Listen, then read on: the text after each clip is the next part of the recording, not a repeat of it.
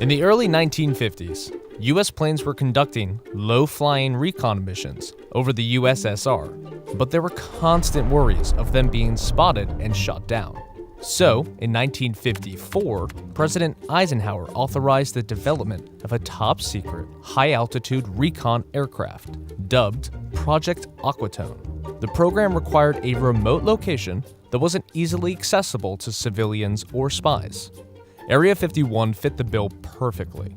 It was in the Nevada desert near a salt flat called Groom Lake. No one knows exactly why it's called Area 51, but one theory suggests it came from its proximity to the Nevada nuclear test sites. The Nevada test site was divided into number-designated areas by the Atomic Energy Commission. The location was already familiar territory for the military, as it had served as a World War II aerial gunnery range.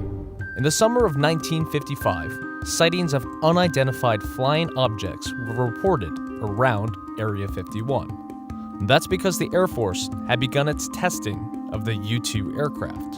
The U-2 can fly higher than 60,000 feet.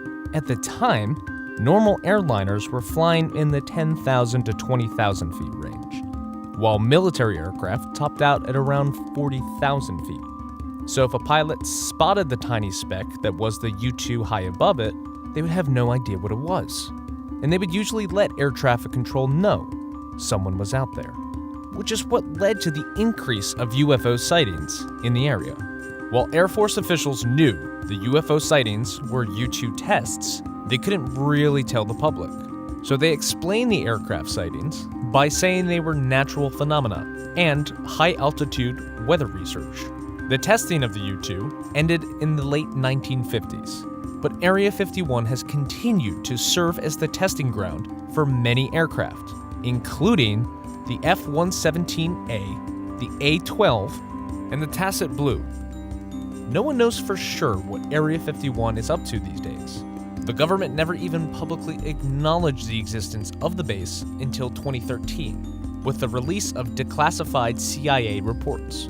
But if you're ever at the Las Vegas airport, keep an eye out for some small, unmarked passenger planes in a fenced-off area. They're how Area 51 employees get to work from their homes in Vegas.